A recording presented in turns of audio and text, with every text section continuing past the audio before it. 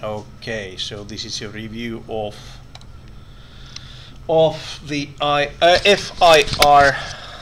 FIR filter design. Okay, just a moment. Let's try just first try to.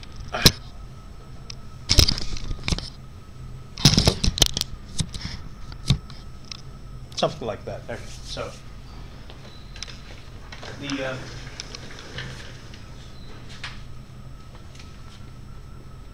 FIR filter design, and especially the windowing method, since that's the most, well, that's the simplest one to understand, and everything actually starts from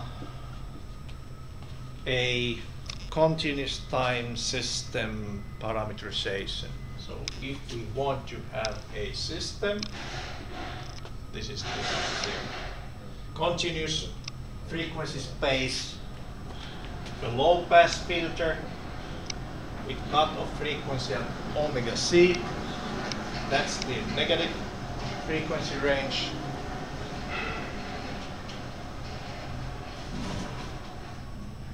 Just to make it physical. Okay, so it basically just means that it doesn't, the behavior of that filter does not change for different phase signals. That's what it is all about. Okay. Anyhow, so we start from this kind of window in continuous frequency space, and then we know if we do a Fourier transform of that one, we will get it actually, or actually inverse Fourier transform. We get a the system impulse response, and for that sort of thing we will get a sinc form impulse response, and this is now continuous time impulse response. Next we will basically make this a sample system by, well, simply sampling the impulse response.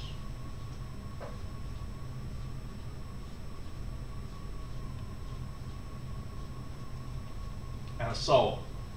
And we make it finite impulse response by multiplying with window. Okay. And in this case, if we multiply this one with the square-shaped window,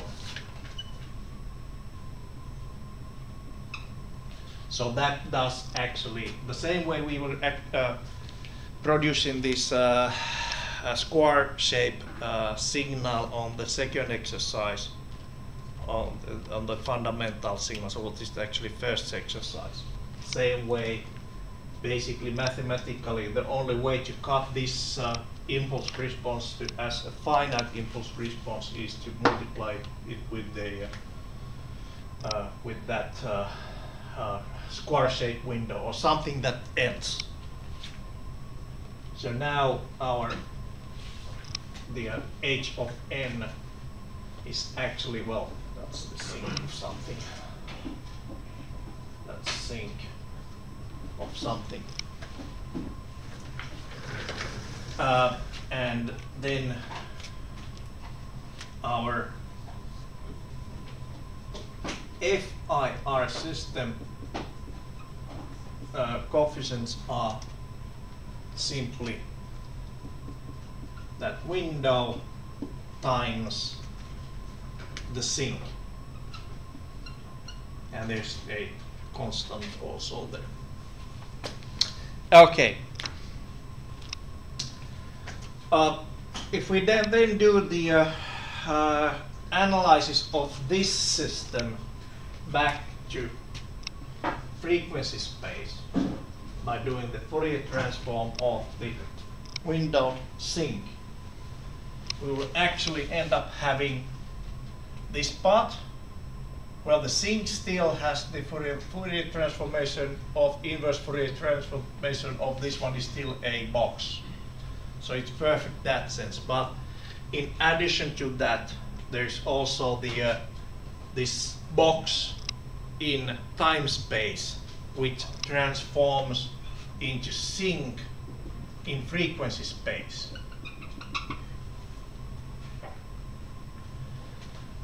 And the basically the Fourier transformation has a kind of funny feature that if you have a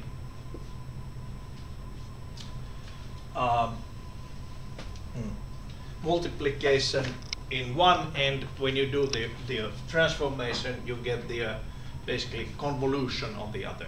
The same way as all these filters are working, we are doing actually convolution between the this signal and the impulse response, and the signal is actually the output when you convolute it. But basically the same way, if you have multiplication in here, it's actually convolution in here. So you will get some edge effects here. So basically, and the absolute value. And of course, this is only valid between Nyquist frequency to plus Nyquist frequency. Okay. So that means when you are doing this boxing on time space, you are at the same time you are producing some non-zero attenuation or non-zero pass bands on the stop band region. Okay. So this is supposed to be no pass here. It's a stop band. But due to this windowing, actually you have some, say, some non-infinite attenuation due to the box form or box shape. Okay. And then, if you want to have a better stop band attenuation, you need to reduce the amount of high spectral components on the box, meaning you need to get rid of this sharp transition. For example, well, if your original stop band attenuation would be here for sharp box, if you smooth the box somehow nicely like that, then you actually have more stop band attenuation. At the same time as you basically also lose some of the transition bandwidth. So the transition bandwidth goes higher, while the stop band goes better. Okay. The then another property of the say sample systems, you can always take a wider sample, wider window. Oops. By taking a longer time sample here, you take more points. Basically, that one would reduce the this transition bandwidth. All right. So basically, we have 3 parameters here that we can fix in order to get the the filter properties as required. The first, so design. Of course, you must have the cutoff frequency somewhere.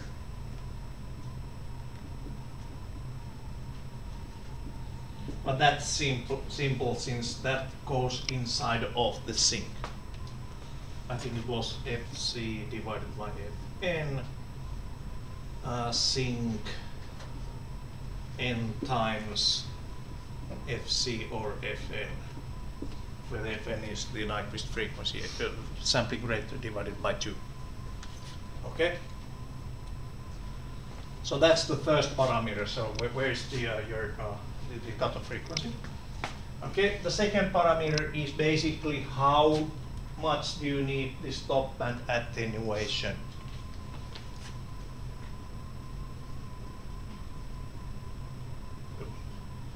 Stop band attenuation. And that's basically comes from the width, the shape of the filter, shape of the window.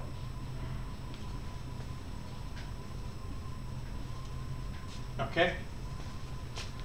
Third parameter, how to fix the rest of that stuff actually is the width of the window, which affects on the transition bandwidth. Yes? What do you mean by shape of the window? How smooth it is. Okay. Yeah. Shape. Smooth. Has less power on high frequency components. How would you define that in method? I'll show you.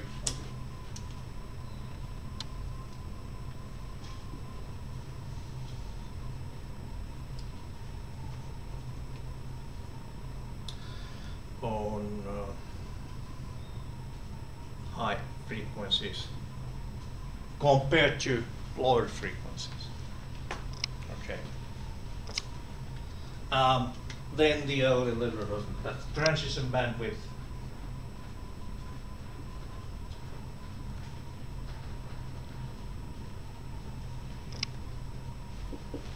That actually comes from the width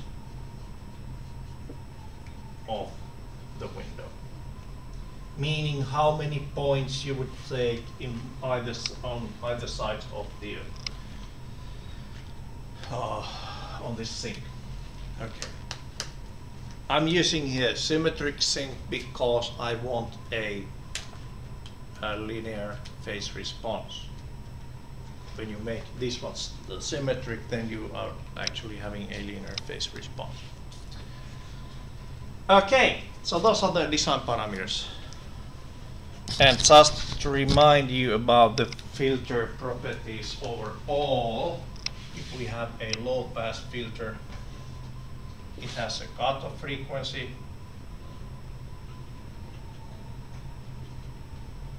then it has actually stop band start frequency, and the cutoff frequency is usually either minus 3 dB point or some other dB point, x dB point of the filter. It depends actually on the ripple of the filter or the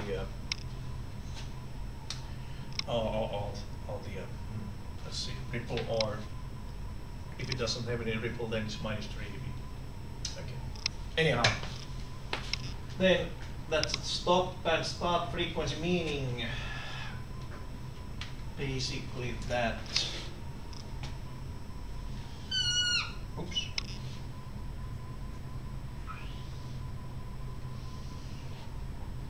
Let's make this kind of box here.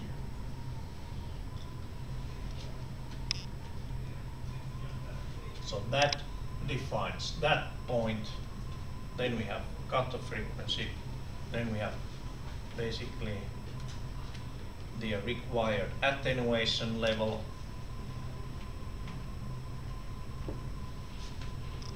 A. And basically the filter should go something like that.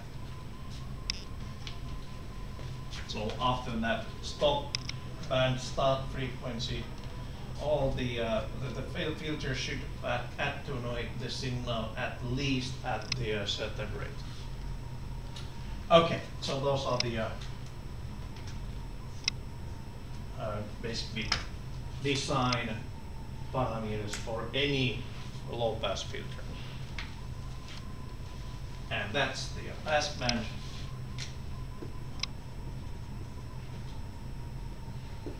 That's stop band. So this is transition band. Okay, the naming conventions. Okay. Then we also have some filters actually have some ripple, if any. Meaning, if a filter has ripple, it basically behaves something like this on the pass band, and then starts going down. Okay. So let's take a quick look on the MATLAB how to design a simple window system. I do it by copying and pasting.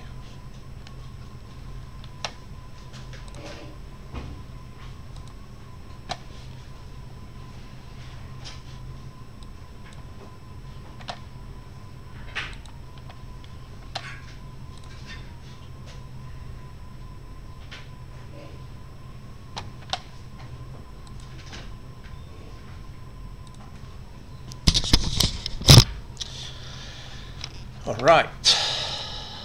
So.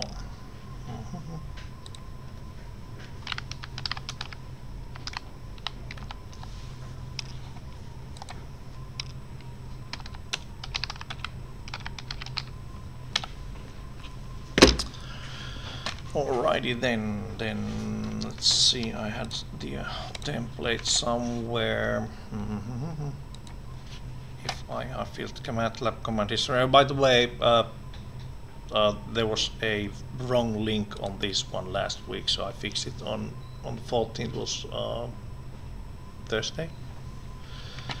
Okay, wow. Let me first take these 4 commands.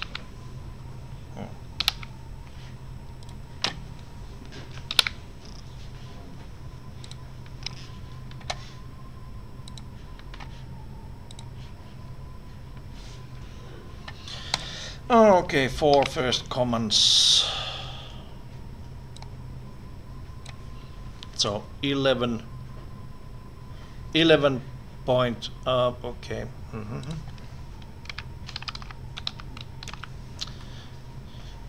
11 point running average versus 111 point running average, just to make a notice. Okay, so fundamentally what I have here is the effect on this figure 2. Sorry.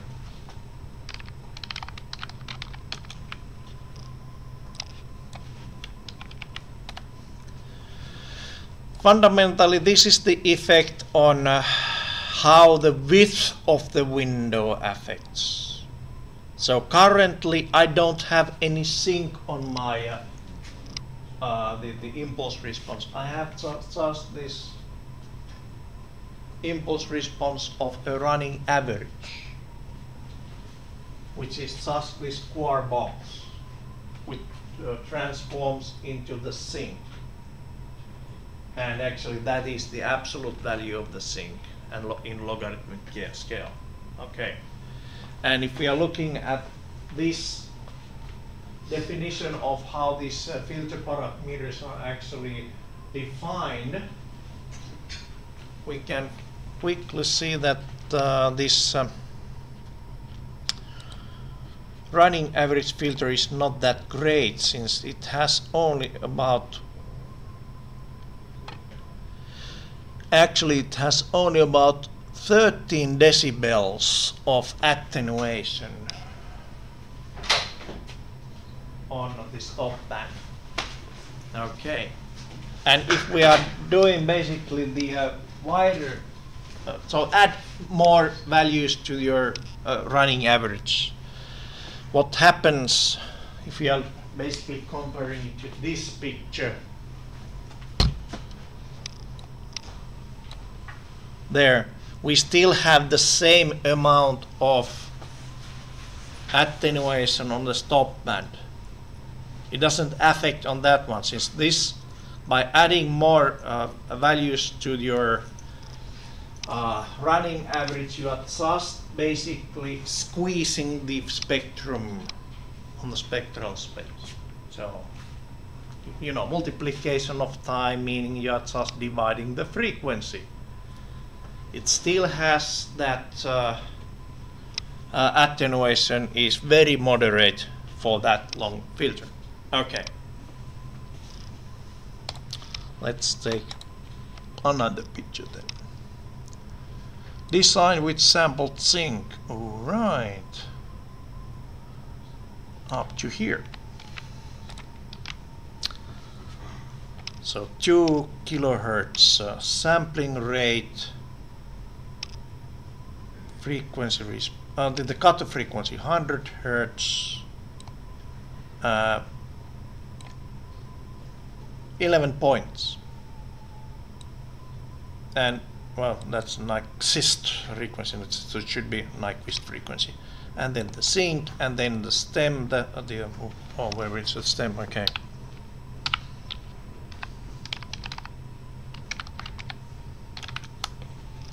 Okay, so what I did basically was just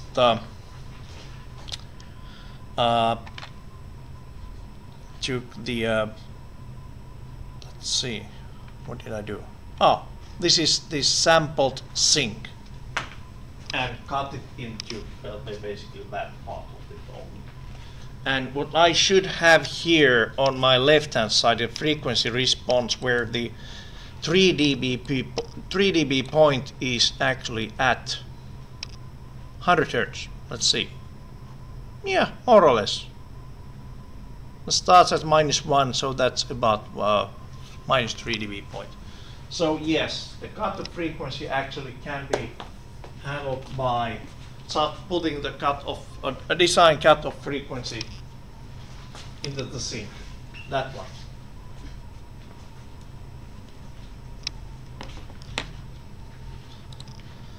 And let's take more points.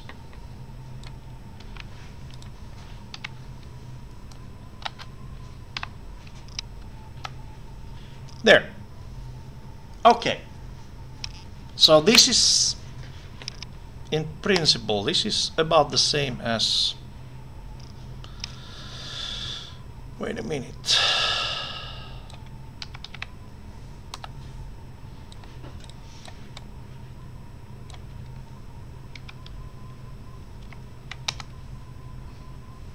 But as this, except that we have the cutoff frequency.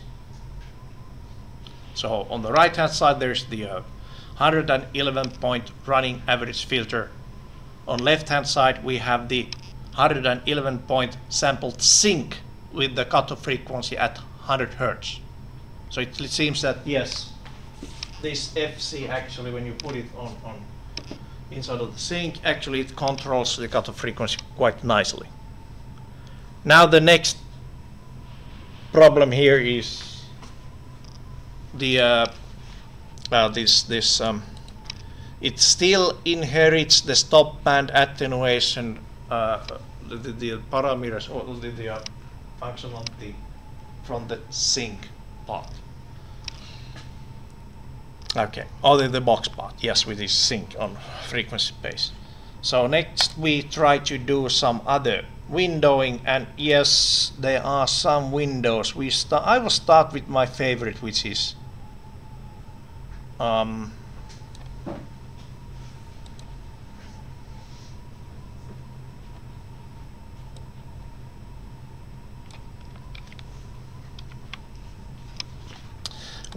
Hamming window.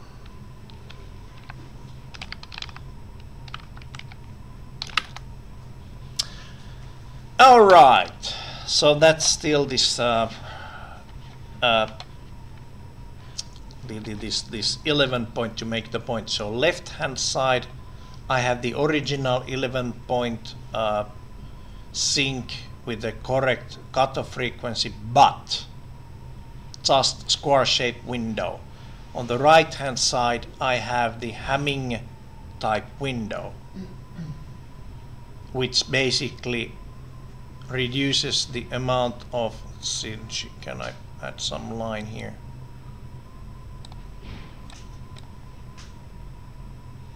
Box. Okay. No. That's rotate.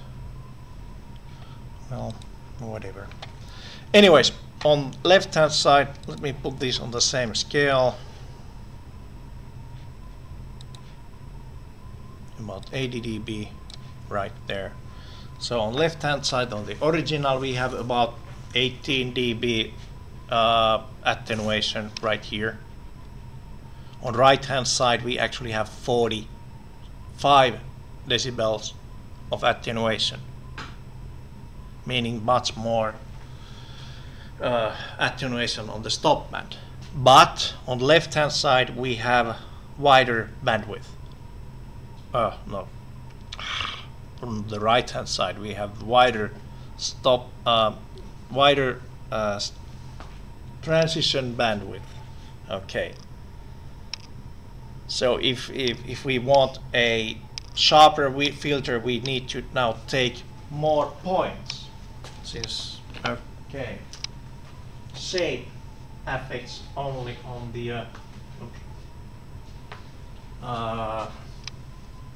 affects only on the stop band attenuation, and the cost there is basically that we are widening the transition bandwidth. And finally, basically, on the third point we choose the transition bandwidth such that we can fix this inside of that box. So basically, we started from here and now we just move this one. So squeeze the transition bandwidth by multiplying the time, meaning taking more points.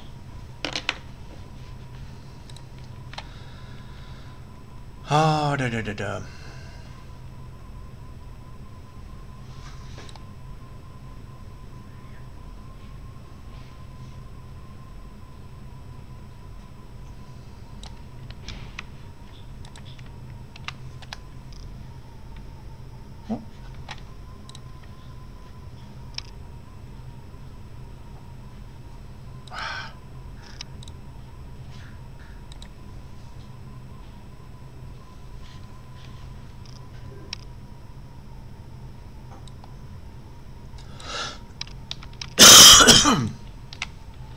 Let's see what happens here.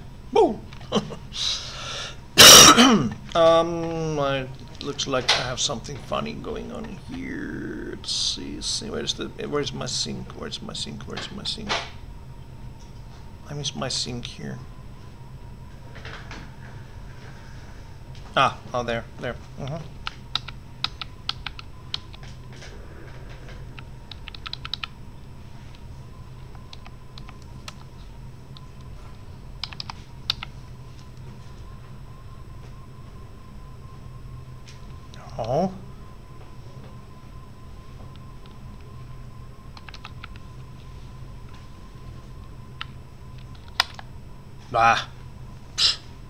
That's what happens when I'm trying to make a point here. But anyways, so let's see.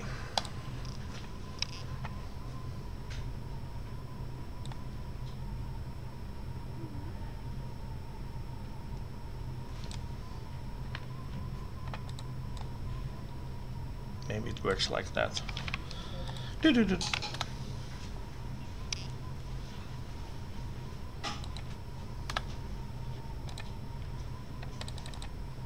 What? Oh, I see.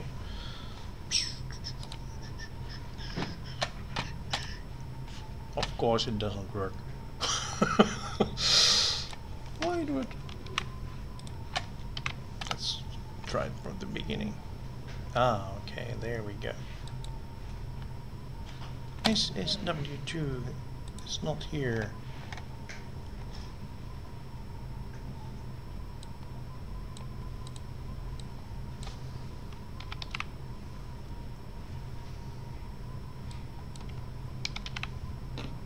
There. So that would be the final answer. So fundamentally, when you fix the cutoff frequency, shape of the window, and width of the window, you will get the exactly the parameters what you want from the filter. So this one has a 100 Hertz cutoff frequency, 50 Hertz transition bandwidth, and then basically it has about 50 some Hertz, 50 some decibels of attenuation on stop band. Okay, so that's the first half of this the history file. So where to find the different kind of the windows then? Basically, well, if you take a look at for example that Hamming window documentation. Can I ask a small question? Yes. That cutoff frequency. Yes. Is it minus 6 dB or minus 3 dB in that picture? It depends. Yeah. In digital filters, it's minus 3 dB or the amount of ripple. That was just checking. Yeah. Yes. Goes down so fast in the plot there. So it's generally speaking, it's actually it should be basically the amount of ripple defines the cutoff frequency. But if it doesn't have any ripple, then it's minus 3 dB point. Half the power. Yeah. Okay. So, and for example, on Hamming window, you can see also Blackman and other windows, including also the Win tool. You can define your own window. It does not actually have a link to the Kaiser window, which is actually a tool to generate all kinds of windows. But anyways, the world is full of windows. You just pick whatever you want to follow or watch out. Basically, one way to do the exercise, since there's the stop band attenuation requirement, take a look at those window spectra. So this window, for example, has the, let's see, it's 30 dB to minus 10, so it has 40, about minus 40 dB the attenuation. Okay. If we are taking a look at some other windows of Han, this is one Han window, so it has a little bit more, I think. It depends how you where do you start it. And basically, it's a good idea to, when you're comparing different windows, also include the cutoff frequency. Since if you don't include the cutoff frequency, then basically it's hard to, it's much easier to check it from this picture overall. Okay, good. So that's where you find the windows. And I think I also had a did I have a table?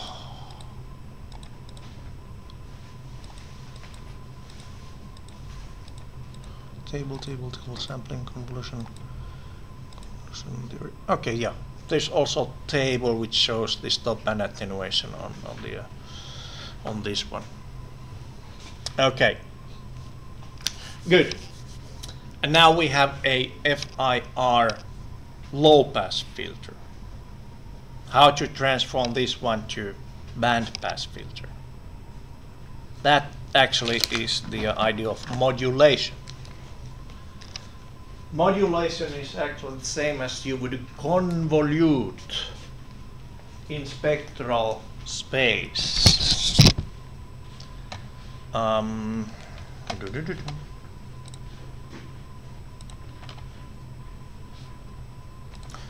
So convolution in spectral space to transfer actually this low pass filter properties into some other frequency. Like this one. So we have a low pass filter here. Remember, it's almost always symmetric. So there are these negative frequencies. There's some symmetry. Okay. And actually, if you take this and convolute it with this spectrum, you would get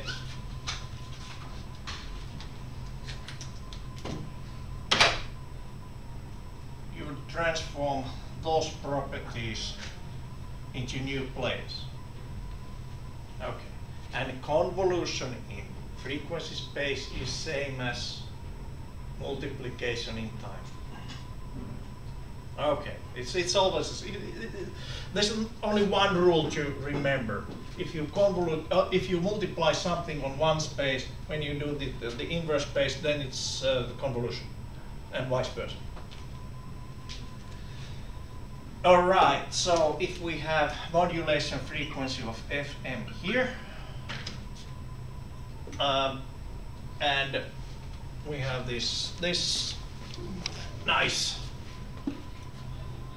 windowed sinc function here, you need to just multiply this one with either cosine or sine.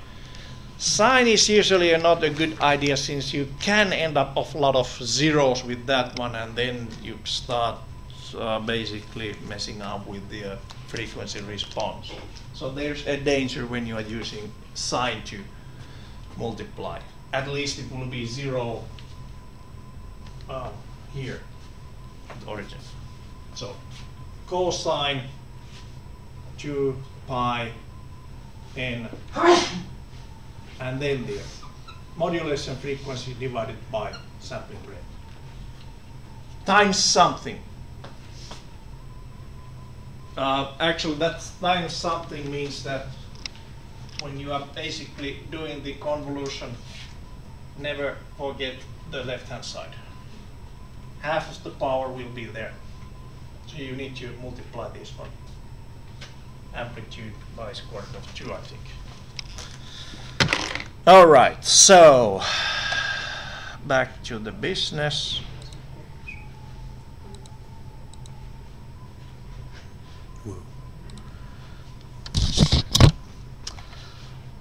So convolution, history. Transient bandwidth, low pass. Where do I have the low pass? Transition. Low pass to band pass filter transformation. So we modulate with center frequency. So for example, here I have center frequency of 200 hertz. Okay, let's take those first. Whoops. What did I do here?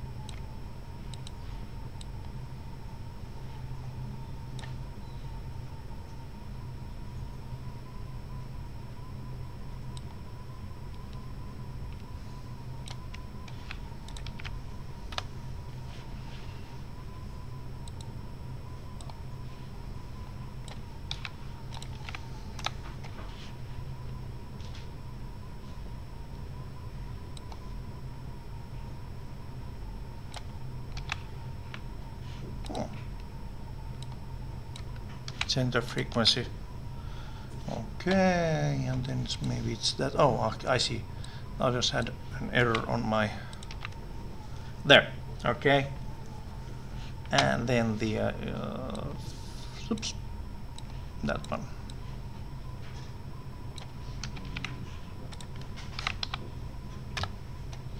There. Oh. Yeah. I scaled, modulated. the low pass filter at 400 Hertz.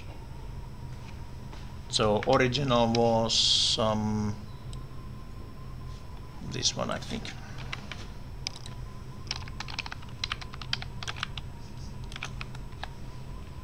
Yeah, so that's the low pass filter where I started from, and then I have the the only thing is here is that I modulated it 400 Hertz sample cosine wave, and now I have a band pass filter with the same properties as on the low pass filter, except, okay, this is a common source of mistakes. See, this cutoff frequency here actually defines the half width of this filter. So basically, if you need a filter, for example, with the 200 Hertz bandwidth, you start with 100 Hertz cutoff frequency on the on low pass filter. Okay. Then the special case, how to basically transform low pass filter into high pass one.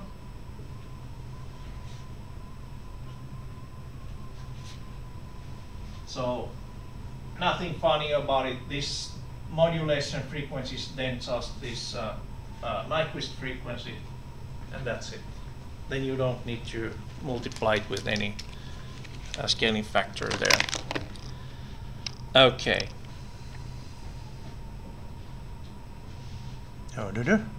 Low pass to high pass. Here I have it. Wow.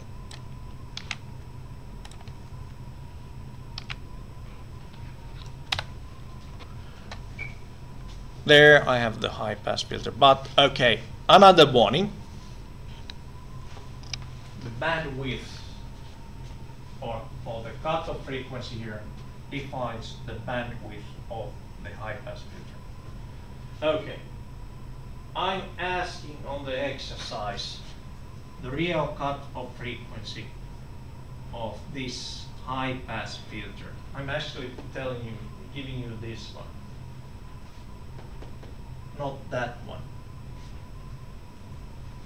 So what kind of low pass filter you need to design then, actually. Think of the What do you mean result. by the real cutoff?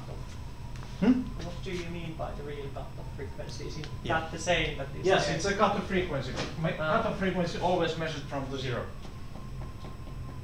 Bandwidth is here. Ah, so yeah, it's cutoff frequency. It's cutoff frequency.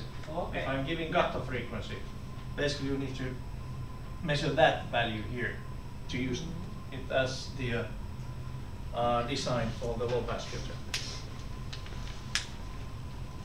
Okay. Just that's how you do it. All right. So an example. Oh wow! I have new high pass filter. What I'm doing here?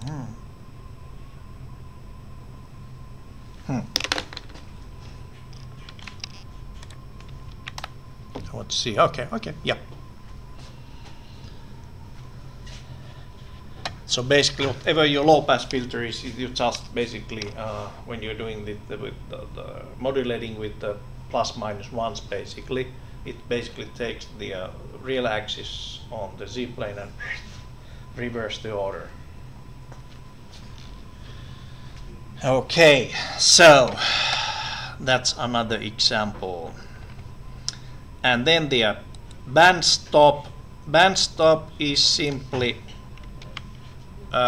band pass. Whoops. Where do I have the HSW2? What happened to my?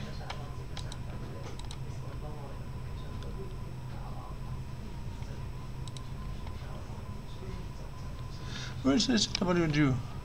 Second line is an error. Oh, this second line. Yes, this one has an error, right?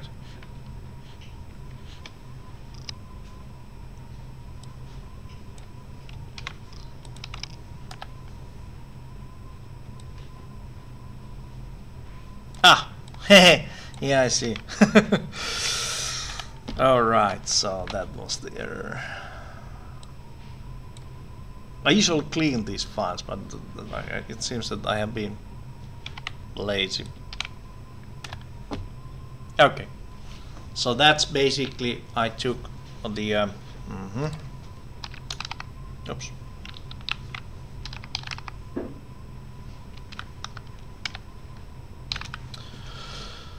Doo-doo.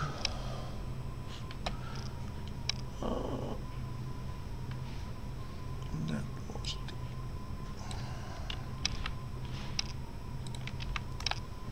this high pass filter and the original low pass filter.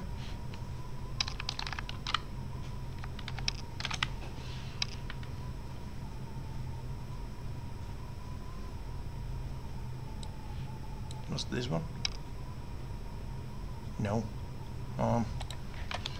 Low pass filter.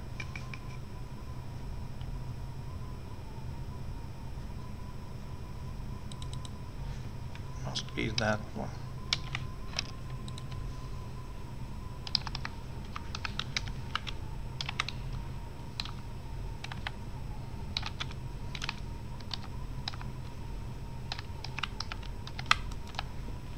Yep.